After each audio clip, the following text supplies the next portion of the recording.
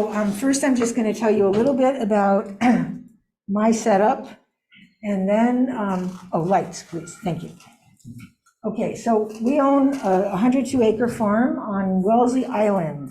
That's the island itself. It's in the middle of the St. Lawrence River. It's American Island in the Thousand Islands region. So I-81 actually goes right over the island into Canada.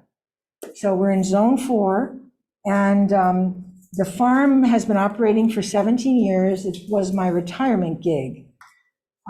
We have a very diverse certified organic farm. We have meat goats, we have beef cattle, we have a few pigs, annual vegetables. We also have some fowl. I think we have one laying duck and a few chickens at the moment.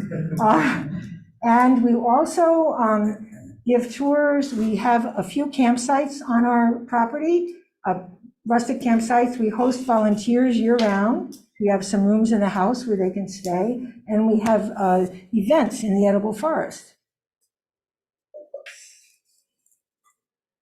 And the Enchanted Edible Forest. So 7 years into the organic farm, I took a 2-hour class at a local cooperative extension. Steve Gabriel came up from Cornell. He's written a couple of books on the subject, and he gave a 2-hour class on permaculture.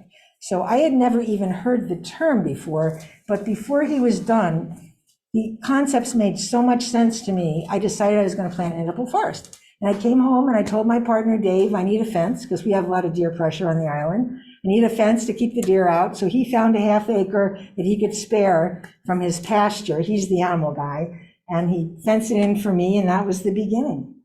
And this is 10 years later. So this is just one shot of my edible forest, cherry trees and all kinds of bushes. There are locust trees in the background, which is a nitrogen fixer, the tall trees in the background. And I wrote a book during COVID on telling you how to integrate these ideas into whatever size plot you have. And that's on sale downstairs.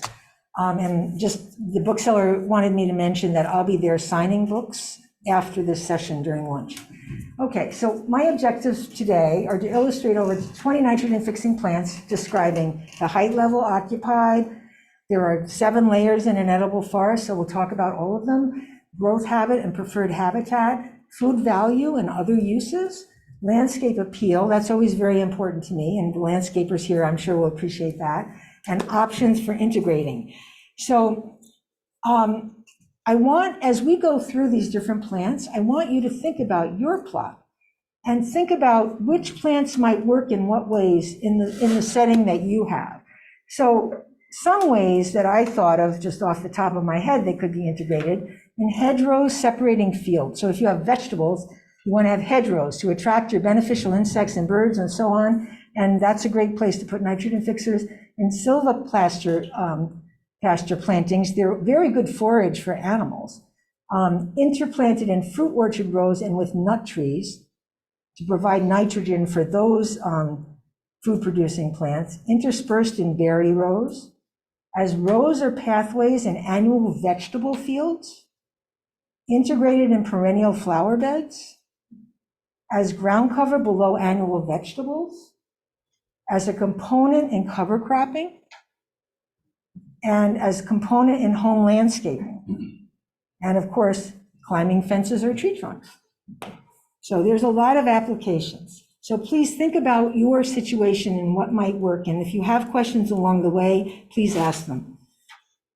Okay, so these are some of the values of nitrogen fixers. Of course, the nodules on their roots house bacteria that convert nitrogen in the air to forms that plant can use.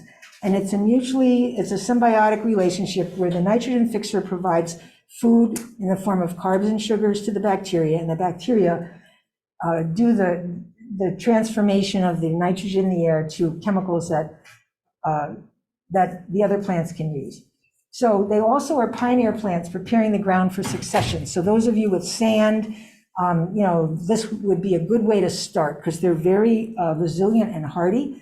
Nitrogen-rich mulch. So when the leaves fall,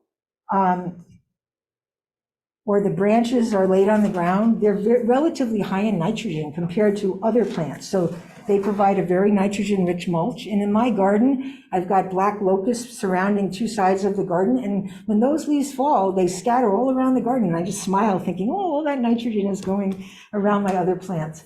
Edible leaves, berries, seeds, pods, flowers, and roots. So there's other utility besides fixing nitrogen for many of these plants.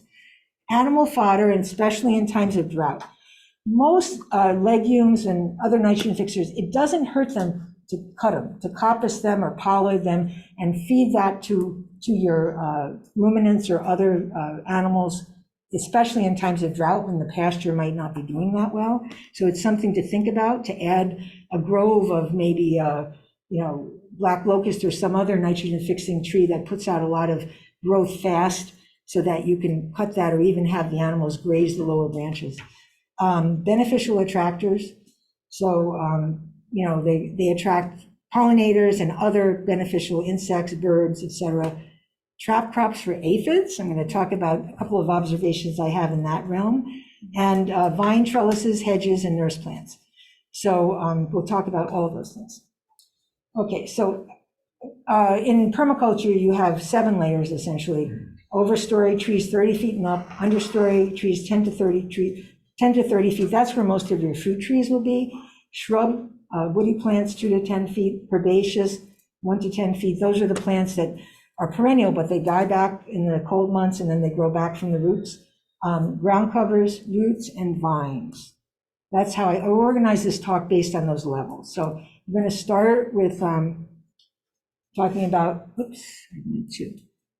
the black locust. Now, in New York State, the black locust, even though it's a native tree and it's naturalized all over the Northeast, well into Canada, is considered invasive because it suckers and it might seed also. But in New York State, and you have to check your local municipality to see if you're allowed to plant them. But in New York, the rule is that if you have a grove of locusts nearby, then it's okay to plant them. And my neighbor has a locust stand on his property, so I figure I'm in the clear. So they're fabulous trees. They grow extremely quickly. I put in some foot-high seedlings that grew to 15 feet in 3 years.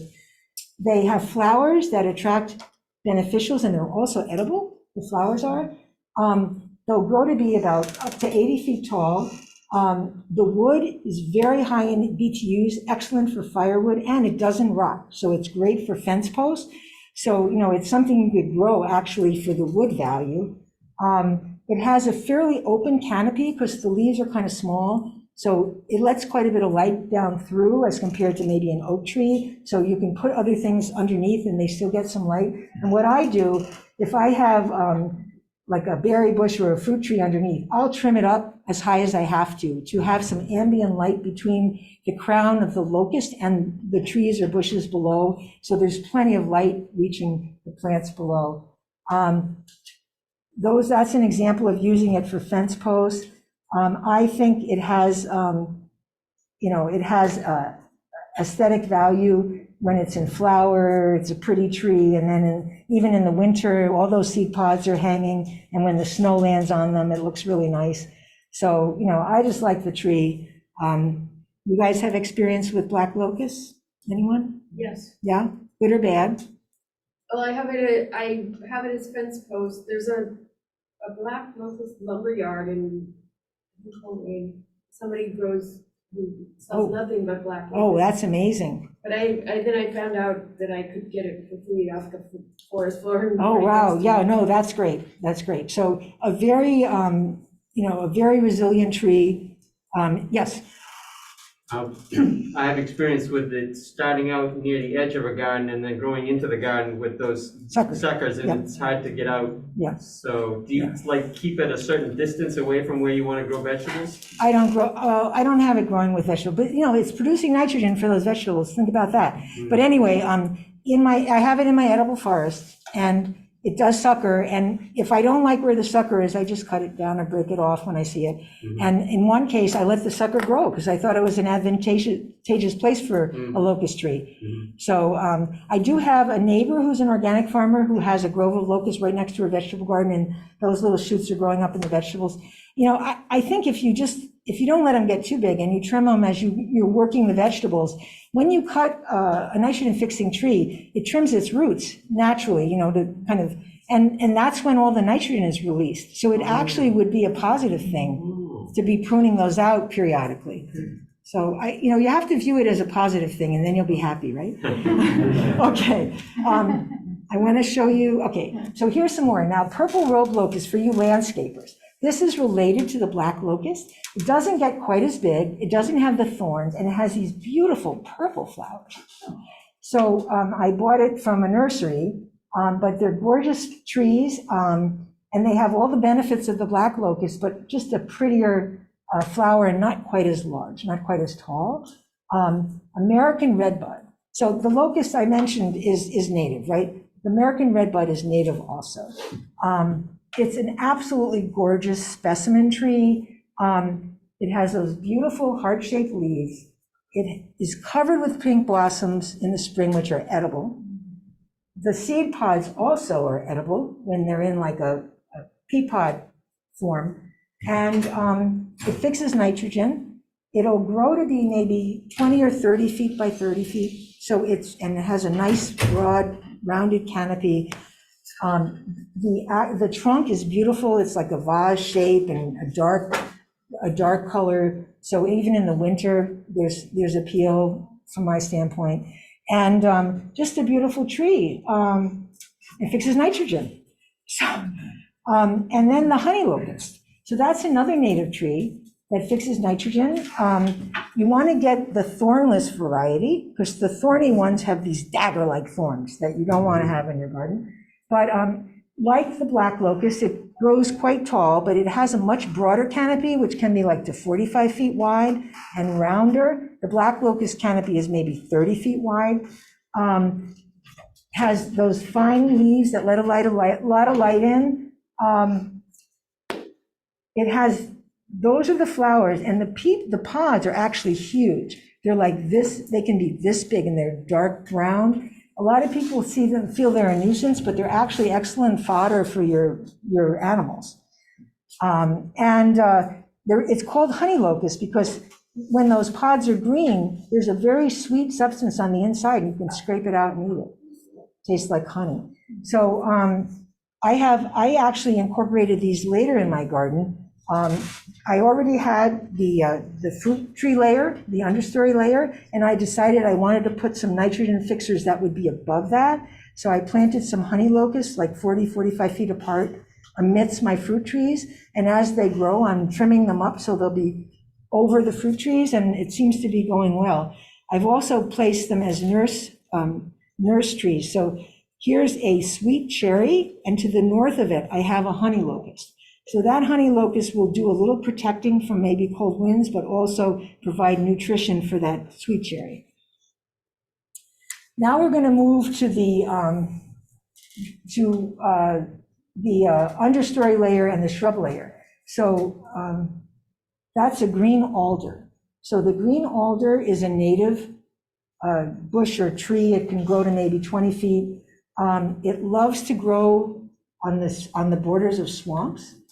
It converts, the swampy land to more fertile land. It does best in full sun, and it likes a lot of moisture. It's not going to grow unless it's got a lot of moisture around the roots. But it has it's related to the birch, so it has these catkins and little pine cones, which are on the plant in the winter. So it has some interest there.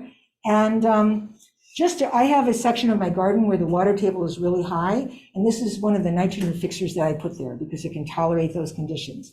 So if you have, if you have an elderberry grove, it might be a good nitrogen fixture to have among your elderberries. Autumn olive. Now, I have to warn you, autumn olive is considered invasive in zone 5 and above. So I would probably recommend you don't plant it there, or if you do, net it when the berries are ripe, because it's spread by birds eating the berries. But it's a quite beautiful plant. It has lovely pale yellow flowers over the entire plant in the spring. And then it has these berries that look like they have glitter inside that grow along tight to the branches, and they ripen late in the season, like October, and they're quite tasty. And I froze some, and I was gonna make an elderberry pie this spring with some elderberries, and I didn't have enough for pie, but I did have some of these, so I mixed them together, and my company thought it was quite good. So autumn olive. It'll grow to be, it's a shrub, it'll grow to be maybe 10 or 12 feet by 12 feet. It can take some shade. And I have interplanted them among my berry bushes and my fruit trees, and they're doing really well in my setting. And I have heavy clay, by the way, so for those of you with that kind of difficult soil, most of these nitrogen fixers have not had a problem with it. The only difference is some of them need better, need drier soil than others. For example, sea buckthorn. So sea buckthorn is another native. It's very resistant to salt. So if you need a barrier where you have a salted road, or if you're on the seashore, that would be a good choice. It has edible berries that are very high in vitamin C. It does need good drainage. And you need a male and female in order to have fruit. So I interplanted mine with a hazelbird hedge, and actually it needs full sun. And what happened over time was the hazelbirds actually shaded out all but one of my sea buckthorns, and that one is female, but there's no male left. So I don't have fruit anymore, but I still have the one plant. And luckily I have some locusts nearby, so they're going to supply the nitrogen that these are not any longer. There's a permaculture principle, which I'm going to share with you while I'm kind of touching on that subject, that you want to make sure you have redundancy among any important functions. So providing nitrogen is a very important function. So it's helpful to have at least 3 sources of nitrogen in a given area. So if 1 or 2 don't perform for you, at least you have 1 left. There's an expression that I learned from the Army. We have an Army base nearby. 2 is 1 and 1 is none. So if you only have 2 and you lose 1, now you only have 1, and you lose that, you got nothing. So 3 is a good number, 3 or more. Nitrogen fixers in a given area is helpful, so you're assured that you're going to have that function. Yes. Are those flowers pollinator attractors? All of them are. Absolutely. Yes. Yes. Yep. Yeah. So that, yes. Go ahead. When you say 3 nitrogen fixers in one area, how big of an area are you talking about? Well, I have an area, I have one little bed that's probably the size of 1/6 of this room, maybe, all right, maybe 1/4 of this room. And I was doing a tour the other day. I actually counted 7 nitrogen fixers in it. Now, they weren't all intentional. Some were self-seeded, and I leave them, Okay. But yeah, I mean, we're nearby because, the fungal life underground will convey those nutrients where they're needed. So just, nearby. And of course, if you have a big tree, that's going to produce a lot more nitrogen than one little plant. So, you have to keep that in mind too. But good question. Okay, so here's some more shrubs. So the Siberian pea shrub, clearly not from our continent, but it's very hardy shrub. I think it's hardy to zone 3. It has beautiful yellow flowers covering the entire plant in the spring. It grows very densely, so it makes a great windbreak or bird habitat. And then it has little tiny pea pods that you can eat and are also really good chicken fodder. You can just, and like all of these nitrogen fixers, you just cut a branch and throw it into the chicken pen. The tree doesn't care. And like I said before, whenever you trim one of these trees, the roots trim themselves and more nitrogen is really being reduced in the soil and introduced into the soil. So it's all good. These guys need really good drainage and a lot of sun. I did have some in low spots and they didn't survive. But the ones that were high up on a hillside where the drainage was really good and where they had full sun are doing really well. Buffalo berry. When I put this thing together, I thought my buffalo berries were thriving, but they're not doing so great now. But anyway, I'm not sure why. But this is another native. It grows to be maybe 8 or 10 feet tall with a narrow base and a little wider canopy. It has these flowers very early in the spring. So this is going to feed your pollinators that are out in late March, early April.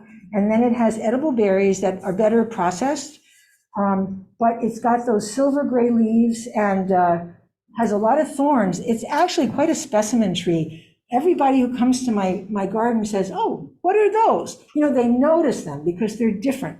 So it fixes nitrogen, and again, I'd say good drainage and full sun for that one. False indigo. Now, this is one of my favorites. Now, there's lots of false indigos. Most of them are herbaceous. This one is woody, and it's perennial. You know, the wood, it doesn't die back at all, at least in my zone 4. So it's a legume. It has multi-stems coming up from a crown, and the crown is wider than the base. It does self-seed a bit, but that's really not a problem. The plants I found are right under it, so I can either pull them out or transplant them elsewhere. It has those purple spiked flowers that attract butterflies, and you can also use them for dye. And it only grows maybe like that. I think it's quite decorative, and it's fixing nitrogen. I have this. And also, what I want to tell you, it takes shade, it takes wet, which is unusual for a legume nitrogen fixer. And I dug one up and I put it on the end of one of my mounds in the woods last year. And this year it's like this tall. Very happy there, and a lot of shade and moisture. So, you know, it's a really good choice if you have that kind of habitat, and quite decorative. Okay, now this is New Jersey tea is the most diminutive of the nitrogen fixing woody plants that I'm aware of. So back in the days of the Revolution, when we dumped, it was right in Boston, right? When all that tea was dumped in the harbor, the Americans used these leaves for tea. Fixes nitrogen. It has those lovely little white flowers that attract those parasitic wasps because they're very tiny. And it comes back for me every year. I use it as a nurse plant. Here, I think it's next to a fig tree that did not survive in my zone 4, but I put a hardier plant next to it after the fig met its demise. But anyway, it's just, you know, you can use it for tea if you want. I believe the roots have medicinal value, and I'm not an herbalist, so I don't really talk about the specifics of those things. But it's very diminutive. So even in a flower bed, I think this would go well because it doesn't get more than 3 feet tall.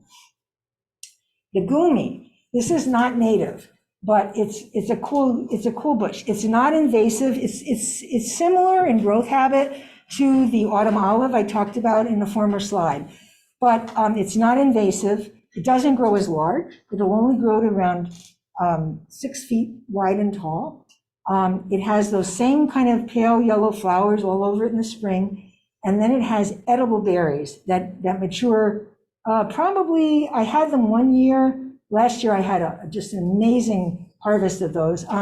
They start, I'd say in August, they gradually ripen at different times, you know, different berries. They don't ripen all at once, but they're quite tasty and high in nutrients.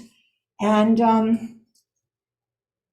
it's supposedly rated to zone 5, but mine have done pretty well. Oh, it'll take the shade. I have one under a grove of plum trees. It's in quite a bit of shade and it's doing fine. So that's a plus, and it's not too big. And even though it's rated for zone 5, it's doing fine for me in various locations. So until this year, you know, everything got winter killed in this crazy winter we had. We had minus 20 or below 5 times. But that wasn't the problem. In between, it was above freezing. So the poor trees and bushes, you know, is it spring? Should I open my buds? No, it's winter. So, and that happened 5 times. So I lost a lot of primary buds. I lost a lot of stems above ground, but surprisingly, I have a lot coming up from the roots. Like these guys are coming up from the roots in every case. And in some cases, like my persimmons and my pawpaw, I've got like secondary and tertiary buds that started sprouting like a month or later after they would have normally. Thank goodness I didn't cut everything down because it looked dead. So that's a lesson for me and everyone else. Okay, and Northern Bay. Now this is a really cool, this is native. It's the berries are what you make your bayberry candles out of. But the leaves you can use in a culinary fashion, just like bay leaves. And bay leaves are semi-tropical, right? So here you have hardy to zone 4, nitrogen fixing bush where you can use the leaves for flavoring, and they're so aromatic. Chefs in my region have really fallen in love with them when I was, trying to sell the chefs. I don't waste my time doing that anymore. But anyway, it likes the wet. It does need sun, but it'll grow in very saturated soil, which is another plus. I did notice that the rodents really enjoy girdling the stems in the winter, so you want to protect it from that. But I've been delighted with this, and I've found ways to plant more because I just think it's such a cool nitrogen-fixing, food-producing bush. So here's a few more. So now we're getting into herbaceous. Now, you with your flower beds, I would highly recommend licorice.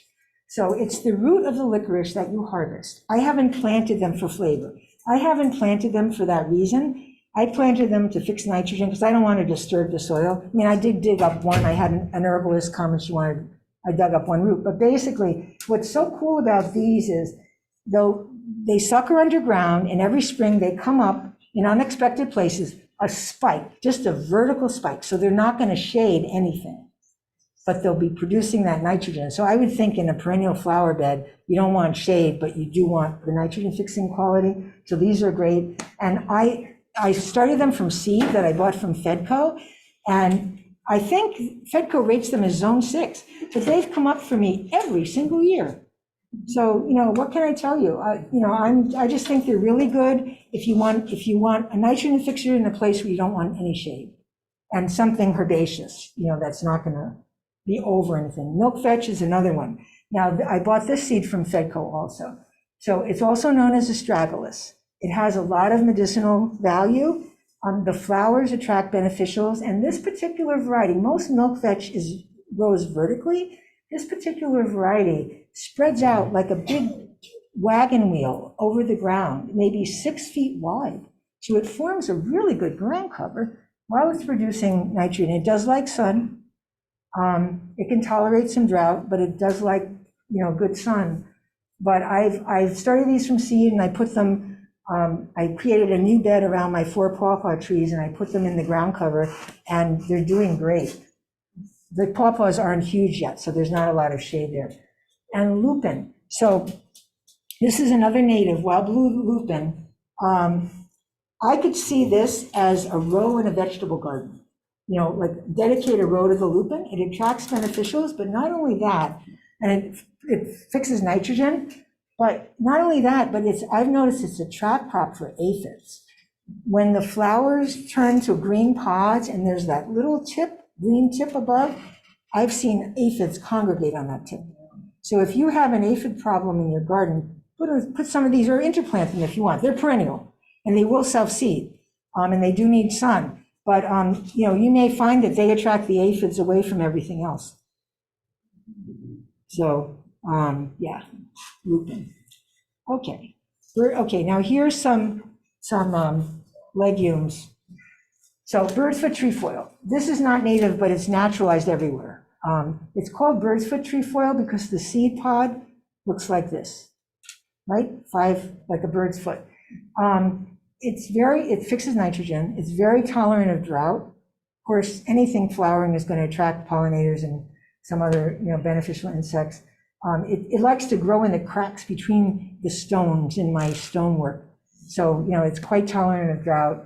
And, it just moved in on its own. You can seed it, you can get the seed. It would make a good path. If you have a sandy or dry area where you want to make a footpath, it grows really low to the ground, and it takes some foot traffic. So it would be a nice way to do that. It grows in lawns. Pardon me? It grows in lawns. Okay, yeah, that's good, because it's giving, yeah, exactly. Now, hairy vetch is another one. A lot of people find this as a pain in the butt, but I've always let it grow among my vegetables. Here it's climbing up a leaf. It's providing nitrogen, the flowers attract beneficials, and it's also suddenly I feel dizzy. Whoa! It's also a trap crop for aphids. I've seen aphids, I think I have a picture later on. I've seen aphids congregate on the stems, and they actually turn purple or lavender, because they're sucking the lavender juice. But I've seen them in my vegetable garden frequently. I see aphids all over covering the stems. In fact, before I understood they were aphids, I thought that's why they called it hairy vetch, because it looked like all this hair was on the stems. But a friend of mine said, no, Dani, they're aphids. I was like, oh, really? So anyway, I don't find it a problem. If it gets overwhelming, I just rip it down. And I understand that if you rip it when it's in flower, you'll probably kill it, because most of the energy of the plant is in the flowers at that point. It also has very dense roots underground, which you can see as a problem, but I see it as more organic matter. So if you have sandy soil, this would be a great plant to use as a cover crop, to start getting your soil improved, because not only is there a lot of vines and growth above ground, but underground, there's a very dense mat of roots, which when the plant dies is going to, decay and provide a lot of organic matter underground. And then Dutch white clover makes really good walkways. It grows only 6 feet tall, it can take the foot traffic, flowers, you can eat the flowers, tracks beneficials. It does spread by sucker, it kind of like crabgrass. It spreads like crabgrass, so it's best to wait till you have your beds alongside established before you plant the clover in the aisle, because it'll run into those beds and it will compete for water with other plants. I've found that. So I would wait, but it makes good walkways. It can take some shade and it can take quite a bit of moisture too. And I want to mention one more that I don't have on a slide. It's called sweet yellow clover. It's a biannual legume that grows extremely tall and flowers in its second year. It'll grow this tall. It has very tiny flowers on vertical stalks. And the cool thing about it is the roots are just as deep as it's tall. So if you have clay or pan to break up, that's a great plant, and it's biannual. So I would think if you mow it before it goes to seed, have it there for 2 years and then mow it, you'll kill it. And it won't self-seed and it'll be dead because it's only a biannual, and it'll do all that work for you, breaking up your heavy clay or your pan. What is it called? It's called sweet yellow clover. And I wish I had, it's all over my garden this year. It's self-seeded everywhere. And when I see things do that, I just sort of think to myself, I wonder what that plant is trying, what purpose that plant is trying to fulfill. Because the plants in nature, they know, like let's say you have a bunch of thistle growing. There's a reason for that. I've noticed I had thistle growing up among some of my beds for 2 years, and this year there isn't any. I didn't do anything, so it must have fulfilled its function. Now I have milkweed there. So, which I left as well. Okay, now we're talking vines. So there's some really cool vines that are nitrogen fixing. Groundnut is one. So it's in the upper slide. It's native. It's a legume. It has those pretty purplish pink flowers. Underground, it has food. It has these tubers that are on strings underground that are sort of like potatoes. You can harvest them when in the late fall or early spring and cook them like potatoes. And there are very few starchy vegetables you can actually grow up here in the north, right? There's chestnuts, so it's a good starchy vegetable that you can harvest, and plus it's quite decorative vine. And this is another native. This is called hog peanut. And this is very similar to that in growth habit. It likes the moisture. I find it's native on my island. So I find it self-seeding on the north-facing, like low down where it's moist, on a north-facing slope of a hugelkultur mound, for example. And then it's kind of growing up, whatever's there. It'll grow on the ground if there's nothing to climb. So, it's among some of my currant plants. Doesn't seem to be a problem because the currants have already fruited before this thing starts to climb up. So, it's all good. Another source of nitrogen that I didn't even have to plant. So those two, and it also has the tubers underground. So those are two nice vines that you can grow up. I mean, if you have a fence or a tree, or even if you have, let's say you have a fruit tree, they can take shade. So why can't you just grow it up the trunk? They don't get that tall, maybe 6 feet, up the trunk of your fruit tree, and you'll have nitrogen fixer right there at the base. It could work. Perennial sweet pea is another one. It's very, very hardy. I've seen these guys stay green under the snow all winter. They do self-seed quite aggressively. And if you don't want them where they're self-seeding, you better pull them out when they're little tiny plants, because the roots get so massive that you can't really get rid of them once they get established. But honestly, I don't care. They've been growing over, in one of my beds, they've been growing over places where I planted some herbs, but they're so beautiful and they attract beneficials, and you can eat the flowers, by the way. Some people have an allergic reaction to the flowers, so I have to warn you about that. So when I learned that, I stopped selling them to chefs. But I mean, I eat them, they don't bother me. And they taste like sweet peas. And they make really decorative cut flowers. I have them, just FYI, if you're anybody here growing grapes, well, I know in a traditional grape vineyard, the ground is bare. I have my grapes on a fence. These guys are growing up the fence very densely. My grapes are happy as pie.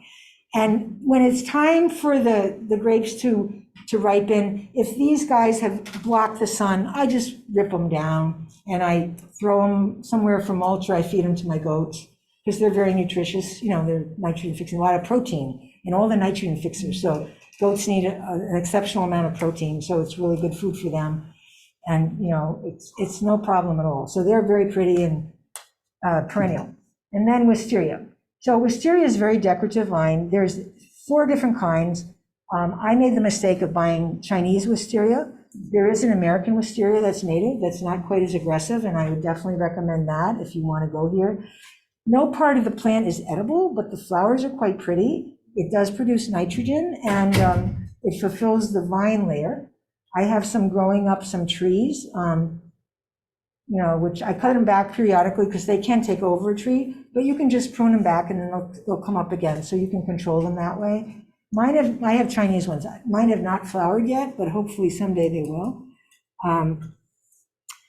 Okay, I'm looking for the time. Do you know what time it is? You also have 2 questions online. Oh, okay, you want to ask the questions? No, I was just posting the questions. There's no questions.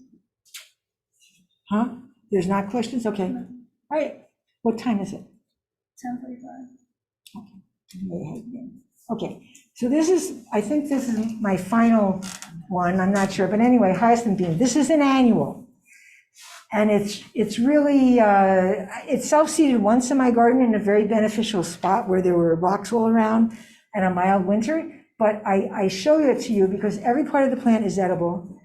The beans have to be processed. They have to be boiled 2 or 3 times to get rid of some toxic chemicals in them. But in Africa, these are staple foods, and they're so beautiful. So they have these purple, the leaves are purple underneath, the stems are purple, the flowers are purple and lavender. The pods are that deep purple magenta. I've used them in flower arrangements. You can also eat those pea pods if you cook them.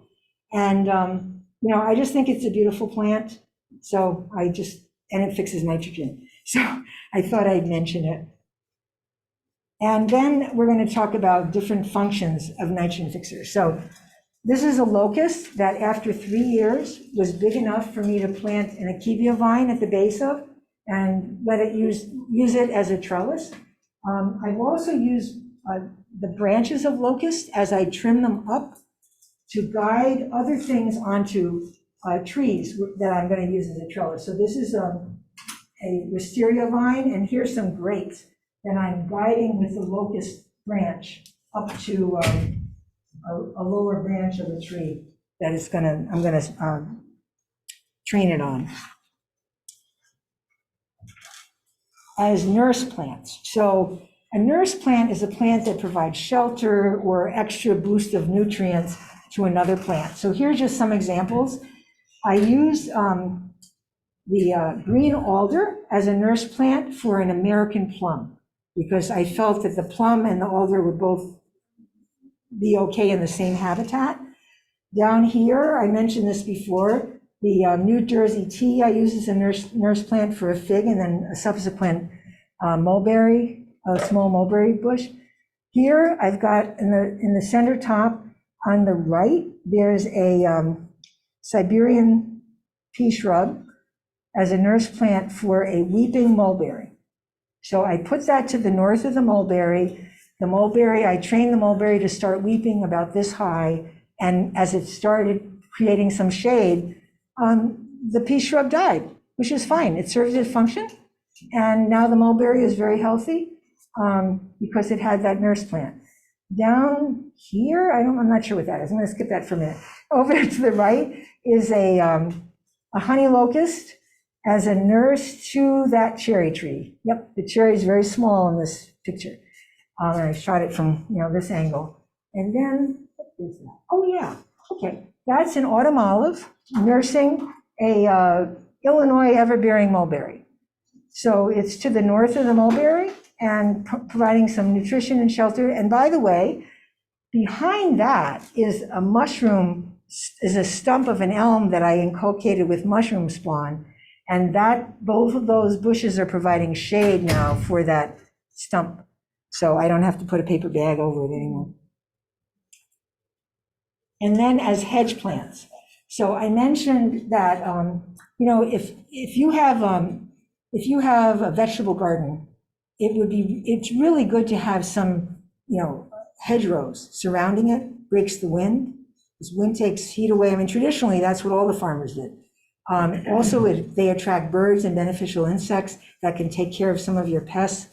And integrating nitrogen fixers, especially native ones, into those kinds of plantings is a good idea, because they're also going to provide nitrogen for your gardens when the leaves fall. And also, if you're not tilling, if it's a no-till situation, the fungal life underground will spread them around where they're needed, the nitrogen around. So anyway, here's a hedge of black locust in bloom that I put on the northwest side of my garden. They grow very tall, so I didn't want to put them where they'd shade other plants, but there they are. And then here is, I think it's Siberian pea shrub in another shorter windbreak hedge on the southwest. And then I just threw a bunch of lupin. I have a 200-foot span on the inside of this fence where the locusts are above. And I just threw seeds on the ground, and that's what I got. It's so gorgeous. They've since moved out. They've kind of self-seeded in different spots in the garden, and I don't have as many there now, but they were quite lovely the first couple of years. And as trap crops. So I mentioned the lupin as being a trap crop, and if you look closely at the right slide, you can see those aphids. They're lavender color. They're all over those hairy vetch. See that? They're just, so that's a great trap crop. And then I've also read that those perennial sweet peas can be a trap crop for aphids too. I haven't observed that, but I've read it. Yes? Now, as a trap crop, are you accidentally feeding the aphids, or are you intending to cut out that particular plant after it's attracted to you? Neither. Okay. If there's aphids around, they're going to go to that over your broccoli, let's say, over your broccoli. Okay. And then, they're getting fed. If a ladybug or a bird wants to come eat them, that's fine. But meanwhile, they're not molesting your vegetables. Okay. So what? I'm not going to do anything. Just let them be. And I've seen them multiple times. I have a south-facing bed with a whole bunch of perennial flowers and a persimmon and some other plants in there. And this spring, the hairy vetch that just grows naturally there, Celsius, I don't plant it, was covered with aphids, but nothing else was. So, that's where I took that shot, actually. So, yeah. And then, I mentioned all those things. And then in the landscape. So, here's a black locust, which is the overstory in a bed that has actually all 7 layers. And, I've got my day lilies, which are edible, and my chives, and then I have josta berries, and I have gooseberries in the shade. And then behind I have, some other perennial food plants. And I actually have a couple of Chinese chestnut seedlings that are trying to grow there, although they're not really hardy enough for my area, so they get winter killed every single year, but I'm still hopeful. So, they're really lovely in the landscape. There's a black locust with snow on the seed pods. This one is autumn olive in bloom. And then in the background are those high bush cranberries. To the right is a redbud in bloom with, looks like a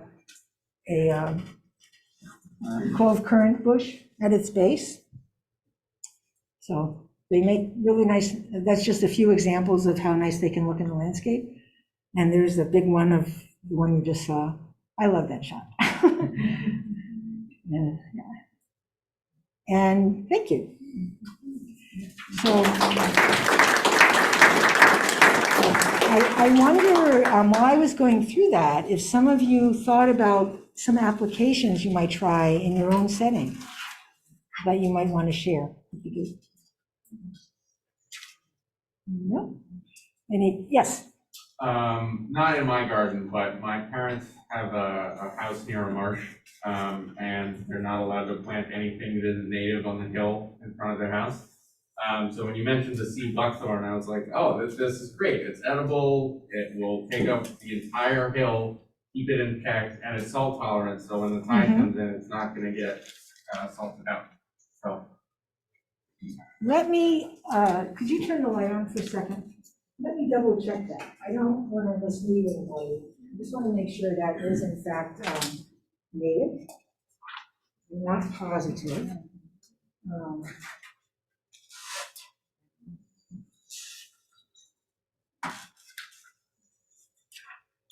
I have my reference book here that I wrote. Okay, we're getting close. Wrong place.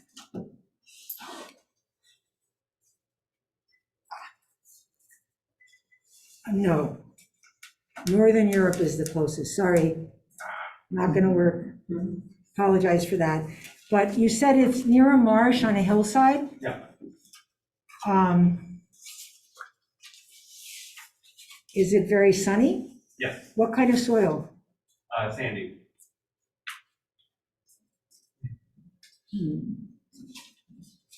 How about buffalo berry? Okay. Sand cherry? Sand cherry, but that's not a nitrogen fixer, but that would be Well, good too. yeah. Right, buffalo berry, I would try that. That's Central and Western North America. Yeah, and I know it likes the drainage. It doesn't do well with my clay. So, okay, anybody else have a question or a comment? Yes. Here in the chat, someone's saying, how invasive is the barefoot truffle? How invasive? Yes, and if you have any observation on it.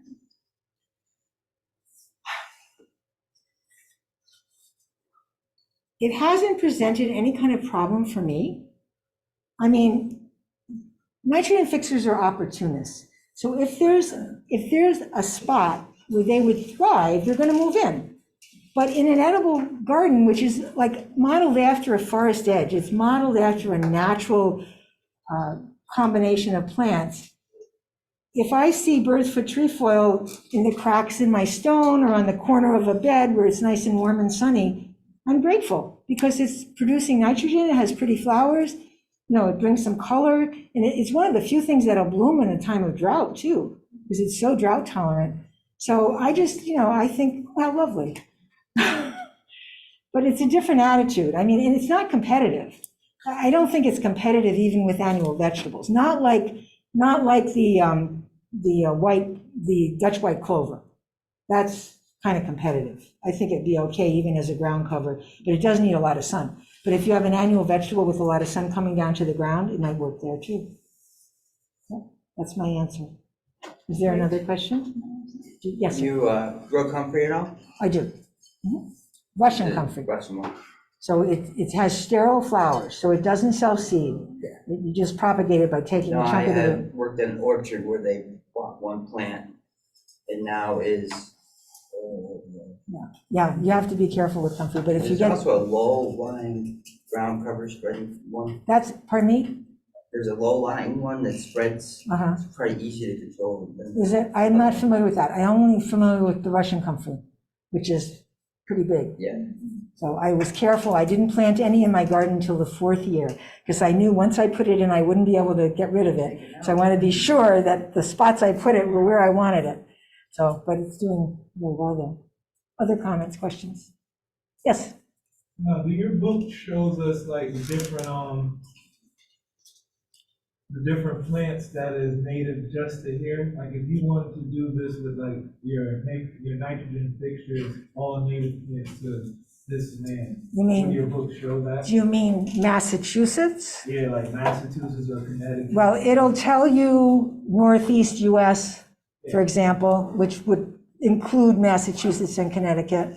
Yeah, because I know like Northeast and Northwest when it comes to plants, that's like the region of all plants. Right. So it does tell you what part of the continent it grows in. So you could probably select the ones, if you want just ones that were native to the Northeast, you could find a few. Yeah. Yes. There is another question in the chat. Can black locusts be kept smaller through pruning? Absolutely. All of the legumes, you can pollard them or you can coppice them. So coppice is cut right down to the ground, and pollarding is you cut all of the trunk at a certain point in all the branches, and they'll grow right back.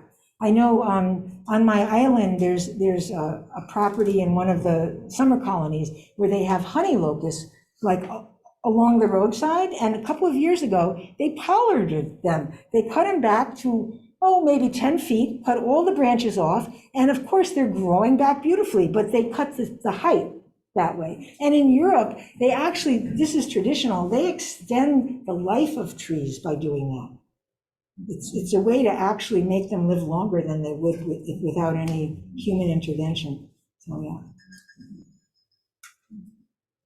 Yes? I think, do you use comfrey as a nurse plant? Comfrey as a nurse plant? Well, comfrey is a nutrient accumulator. So it accumulates an awful lot of, like 6 different nutrients, including, I believe, phosphorus, potassium, and calcium in all the leaves. And then, in my experience, is Russian comfrey. It'll grow up from the center early in the season, flower. The weight of those branches will make them fall to the ground. And then, providing there's enough moisture, it'll come back the same way 3 or 4 times a year. And when those branches hit the ground, they start decaying immediately.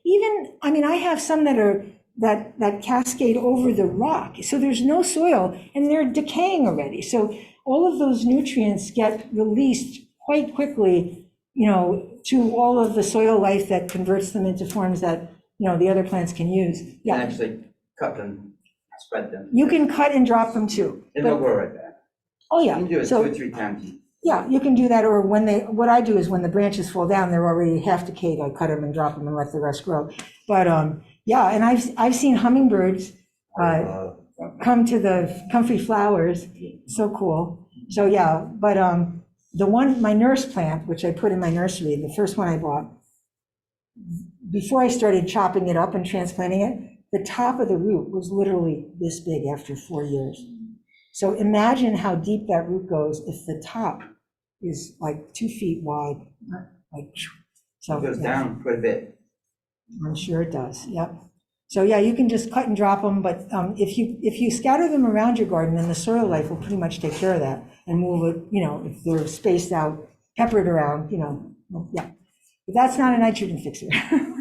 But thanks for bringing that up, because many of the nitrogen fixers also concentrate other nutrients besides nitrogen. So like black locust, I believe it's either phosphorus or potassium and calcium are concentrated in those leaves as well.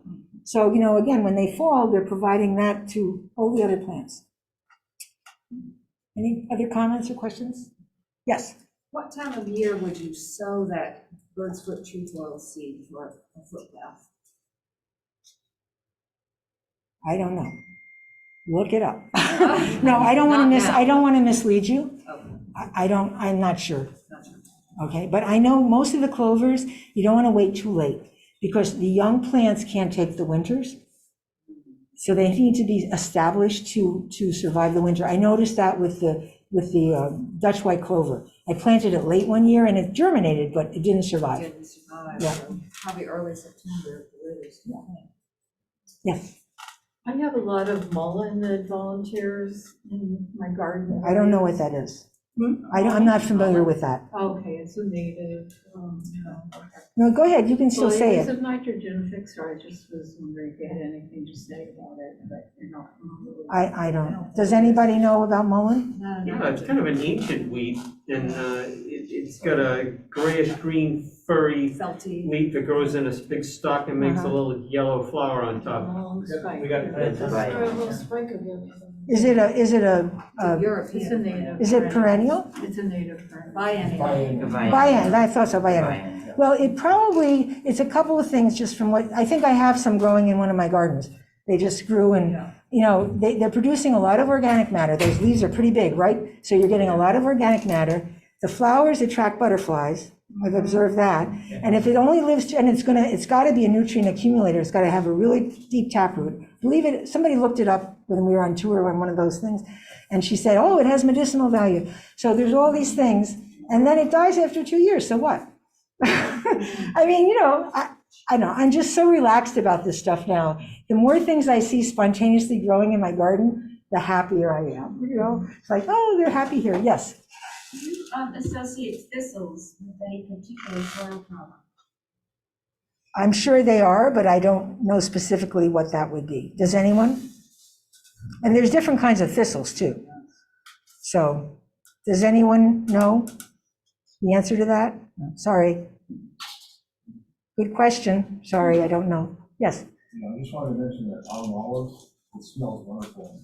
Amazing. Yes, it does. And I think they used to use it for bringing strip mines back. They were growing almost no soil at all. Right.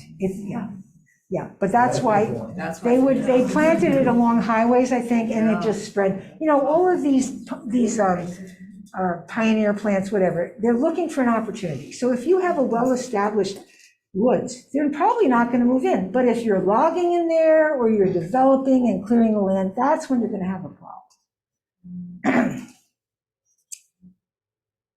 Anything else? All right, well, I'll be here, yes. Do you have advice for, let's see, so my parents' yard, it was like filled with sand and soil from the previous owner, and there's not a lot of nutrients in the soil. And we have like one self-established black locust that I love and I want to keep there. My mom has a lot of invasive fears. Do you have any advice for like integrating nitrogen fixers as well as other plants in a steered succession so that no nitrogen fixers are necessarily like taking over or spreading super fast, but other plants can coexist at the same time as we're establishing systems? Pretty much all the ones I talked about. I mean, I've interplanted them with all kinds of other things in my garden. And other than the black locust suckering, which I told you I just take care of by, breaking them off or cutting them off or, I'm trying to think the sweet peas, are kind of overcoming some other areas, but I've got an acre, it doesn't matter if they're taking up 20 square feet, you know what I mean? I don't see, there's in Gaia's garden, he writes about a woman who developed an edible forest in the desert of New Mexico. And she started with nitrogen fixers that could tolerate the poor soil and the heat and everything. And eventually they helped to provide some shade and also get the soil, more organic matter in the soil. And eventually she created a Garden of Eden in the middle of the desert. And he describes this in his book. And the birds came, the bugs came. Meanwhile, step out of the garden, it's still desert. So they started with nitrogen fixers. And, so I think, you could definitely develop that land very nicely by starting with them and then putting in other things that can tolerate the conditions. And as the conditions improve even more, then more things will be, you'll be able to plant in there. What's the name of that book? Gaia's Garden, Gaia''. It's by Hemingway. It's really a classic book about permaculture that's accessible. it's not written technically, really that technically. It's one of my Bibles that I use to develop my garden, and I believe it's on sale downstairs. Really great book. You mentioned birch trees. Yes. They're giving us birch trees. No, they're not. No, they're in the same family. I mentioned that the green alder was in the same family as birch. I actually have planted some birch trees because I think they have great aesthetic value. Plus, you can tap them for the syrup. So, they have food value too. And they're also kind of pioneer plants, and they can tolerate some moisture. They like sun, but they can tolerate some moisture in the ground. So I planted some of those. Like, actually, it's like a winding road down a hill path down a hill. I imagine this wedding party, starting at the top of the hill and winding among these white birch, coming in the back gate of my garden, and then, going to the gathering area where the ceremony will be held. Hasn't happened yet, but maybe someday. Anything else? All right, well, I'm happy to stay here and answer any personal questions, and again, I'll be signing my book after I leave here starting around 11:30, and thank you all for coming, and I appreciate your attention.